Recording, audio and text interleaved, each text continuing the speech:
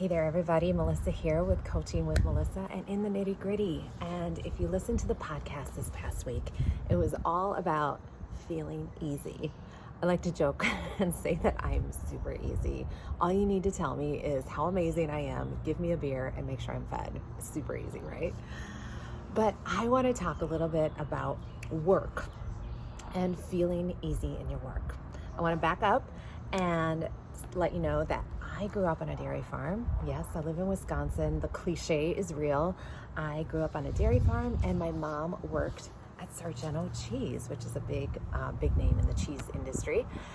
And I grew up and I did it. I like milk cows. I showed cows. I actually kind of miss it because this heat that we're having in Wisconsin reminds me of fair time and getting the cows ready. And I did it, and I enjoyed it, but I really knew back then that this was hard work, and there was kind of a cross to bear, or that's the torch you carried, right? And so, of course, my dad being a business owner as a farmer, I grew up with that mentality that work is hard. Like, having your own business is hard, and you should sweat, and you should like physically feel it, right? You should be stressed out. You should, that's the cross we bear. Sorry. I just want to be outside. It's so beautiful. And then I'm into it. And then I also want to say, but my dad always said, do what you love and the money will follow. Okay. So he genuinely loved farming. Okay. And it wasn't this easy road per se, but he fully loved it, and it provided for us, or provided for him and his family.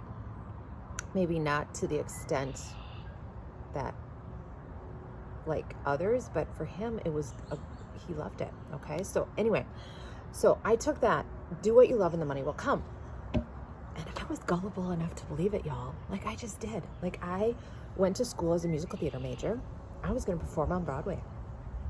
And then I got married, and I came to the Twin Cities here and went and performed, and I got jobs right away, and loved it. And actually it kind of felt easy, like it was fun and easy. Then we got pregnant, and we kept having babies. 5 babies later. I always taught dance within that, okay? And teaching dance was easy. It came easily to me, and I didn't realize that I was good at it. It felt easy, and it was very intuitive to me, okay? I then realized over the course of the years of teaching that I was good at it because I had mentors ask me to teach for them. I was taken under wings of great teachers that I had, and it came. So then I started my business 10 years ago. And again, I was gullible enough to just go for it. I've always been that way. All right. And so I started my studio here in my house, and it grew organically because I had great word of mouth and all that fun stuff, but it felt just easy. Like, it was like light. Okay. But I didn't know that. I didn't realize that was a gift. Okay. Then we start with a studio, and we start with a podcast in January, like this year, 2020. And I'm going into the podcast, and I love it. People keep asking me, how's the podcast? And you guys, I love it because I can be real like this. Like, there's no filters. You get what you get. And if you don't love it, you go listen to somebody else, and that's awesome. And if you resonate, awesome. Okay. But it came easily. Don't get me wrong. There's days where I'm like, what am I going to talk about? But it's fun. All right. And now the coaching clients are coming, and it's fun, and it's light, and it's easy. Okay. So I talk about this in the podcast, but I also talk about a project that I was working on in my business, my dance studio business, that was feeling really heavy. And I didn't realize it until until my time really became like, what am I going to focus on? Because I can't do this all 100% that I would like. And it was my Dance on Demand membership. Okay. So you guys, I have been a dancer I know it doesn't look like it, but I've been a dancer a really long time, really long time. So I am known as the dancer in the area. I am known as the dance teacher in the area. So I started this Dance on Demand 3 years ago. 3 years ago, okay? And I did it because it was another way to get my name out there, get maybe people interested in dance. My niche is beginner students of all ages, so that's what Dance on Demand was for. I'm like, come on, this has got to be, And it came to the point where I was like, I don't even want to record. I don't even want to do it.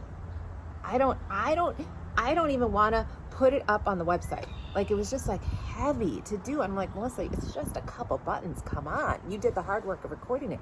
But just everything in it just felt so heavy and like hard and just not fun. And I was having this pity party, but I'm a loyal person. I had members, okay? And those members, some of them were with me all 3 years, and I didn't want to let it go. And so then I had to come back to Melissa, what would you do? Like, and in that time, I was getting coaching clients. And if you looked at the black and white numbers, you would laugh. Like, it was silly. Like, any normal person, like if I was coaching somebody on this, I would have said, what are you wasting your time here? But it was because I was so loyal to it. Those were my people. They like loved me and supported me through that. Okay. And I felt like I owed it to them to stick around. So I had that come to Jesus with my coach. Okay. And that's why a coach, you guys, is so important, because they can really get you to figure out what's holding you up. And I didn't realize what was holding me up until I had that come to Jesus with my coach. And it was a lot of stuff with my ex, a lot of stuff with how I feel work should be, like how I grew up on a dairy farm, that this is work, tough. So what? It feels heavy. You got to do it. So I let go of that Dance on Demand project. Okay. Now, it's not obsolete. It's not deleted. It's still going to serve a purpose. And it's still there if people want it, but I'm not putting 90% of my energy in it. I'm putting all my energy into making sure my brick and mortar is strong and my coaching business. And you guys, it feels good. Like, I love it. I feel so good. Okay. And that's what I want you to feel. Okay. I want you to feel good about your work. Yes, there's stuff that's like, don't get me wrong. There's stuff like, that I do that I'm like, oh, I don't like doing. For example, emails. I hate it. So what did I do? When I hired my assistant, that's the first thing she did. Okay. So there's going to be things within your business that you're like, oh, I don't like it, but I overall love the business. Okay. So I am, one thing I don't like is I love hiring my people.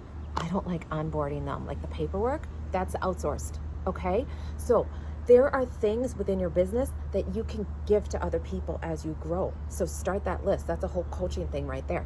But let's say you love your business, but it's not feeling easy because the clients aren't coming, things aren't clicking yet. And that can be a messaging thing. Okay? So your clarity in your messaging. So I'm offering this workshop this afternoon. It's going to be recorded. So if you want the recording, it will be at a discounted rate on my website this week. Okay. So messaging is so clear in getting those clients in, but I want your work to feel light. Okay. I want your work to feel good. I want your work to light you up. Okay. If your work is not lighting you up, you need to schedule a coaching call either with your business coach or get a call with me for an hour and let's talk about it and figure out what isn't feeling light. Is it an aspect of your business, or are you burnt out, or are you just not quite there? I had to realize that Dance on Demand, you guys, for 3 years, working that, learning that whole thing taught me so much to now start my coaching business like way ahead. If I was starting my coaching business cold without learning all the online stuff with my Dance on Demand, I wouldn't be where I am because I would have such a huge learning curve. Okay. My brick and mortar, having the knowledge of that and learning all of that has gotten me to now be able to coach other people with a service-based industry and a brick and mortar industry so that I can help them. okay? So there are things that we go through that they're stepping stones. They truly are. They're never failures. They're always learning opportunities, and get that. But I want your work to feel light and easy and fun, okay? Life's too short, y'all, okay? I hope this was helpful. I get kind of passionate, can't you tell? So if you haven't, go listen to the podcast. It's shorter than this. And if you haven't left an honest review with the podcast, I would love that. They make my day. I literally do a happy dance all the time. And if you're interested in coaching, come on over to Miss Melissa Rose. Send me a DM here if you are interested. I would love to have the opportunity to work with you if that's something you're interested in. Okay, guys? Make it a great day. We'll see you soon. Peace.